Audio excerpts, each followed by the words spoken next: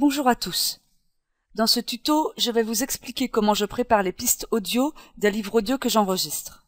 D'ailleurs, je vous mets en lien en dessous de la vidéo l'adresse de ma playlist dans laquelle vous trouverez les livres audio que j'ai déjà enregistrés. Le logiciel que j'utilise pour enregistrer les livres audio et pour nettoyer les pistes, c'est Adobe Audition CS6. J'ouvre maintenant Audition pour vous expliquer les différentes étapes du travail.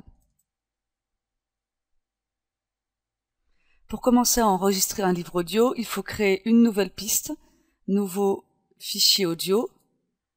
Là, je vais l'appeler test. Et donc, pour commencer à enregistrer, il suffit d'appuyer sur le bouton rouge, ça enregistre la piste, et pour faire des pauses, on appuie sur le bouton rouge. Voilà ce que ça donne. Le bouton rouge, ça enregistre la piste, et pour faire des pauses, on appuie sur le bouton rouge. Après avoir enregistré la piste, il va falloir la nettoyer, c'est-à-dire supprimer toutes les imperfections, comme par exemple les effets de souffle, les chuintantes ou les pops. On peut remarquer ici un effet de souffle par exemple, ou ici encore un autre. Pour supprimer toutes les imperfections, je procède en 4 étapes. La première des étapes, c'est de rehausser le niveau sonore de l'enregistrement. Pour ça, je sélectionne toute la piste en faisant CTRL A, et je rajoute 15 décibels dans la petite fenêtre au-dessus. Ici, on peut faire un zoom arrière pour mieux voir la piste. Passons maintenant à la deuxième étape, qui va consister à éliminer un maximum d'effets de souffle. Pour ça, je commence par sélectionner une zone de souffle, et je la capture grâce à un effet réduction-restauration du bruit, capturer l'impression du bruit.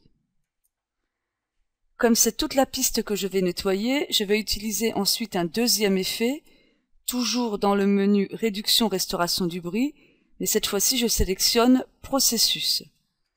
Une fenêtre s'ouvre. Là je vais demander de sélectionner le fichier entier, puisque c'est le fichier entier que je veux nettoyer. Et ensuite, je joue avec les lignes de façon à ce que tout mon bruit jaune et rouge se situe en dessous de la ligne verte. J'applique, et là vous remarquez que mon effet de souffle a quasiment disparu, celui-ci c'était le plus grand, le plus faible est devenu quasiment linéaire. Passons maintenant au troisième effet, je resélectionne à nouveau toute ma piste, et dans le menu Effet, Réduction, Restauration du bruit, je vais choisir Suppression automatique des bruits de clic. Là je ne modifie rien de la configuration par défaut, 30 en seuil et 16 en complexité, et je me contente d'appuyer sur Appliquer.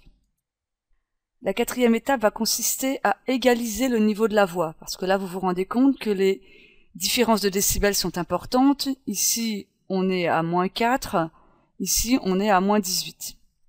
Pour ça, je vais à nouveau sélectionner toute ma bande, et je vais choisir un dernier effet, cette fois-ci dans le menu Amplitude et Compression, et je vais choisir Compresseur monobande. Je vais sélectionner une des préconfigurations qui est l'aplanisseur de voix. Et là, je vais opter pour un seuil de -6 décibels au lieu de -10. Appliquer. Et là, vous constatez que la voix a été aplanie. Ça, c'était avant. Et ça, c'est maintenant. À présent, la piste audio est nettoyée. Il reste encore 2 étapes pour que les fichiers du livre audio soient prêts. Tout d'abord, je vais devoir faire une réécoute complète des pistes pour supprimer les erreurs de lecture, et ensuite il faudra rajouter la musique au début de chaque piste et parfois au milieu quand c'est nécessaire. Merci d'avoir suivi ce tuto jusqu'au bout. N'hésitez pas à poser des questions ou à laisser des commentaires en dessous de la vidéo, et à très bientôt pour un prochain tuto.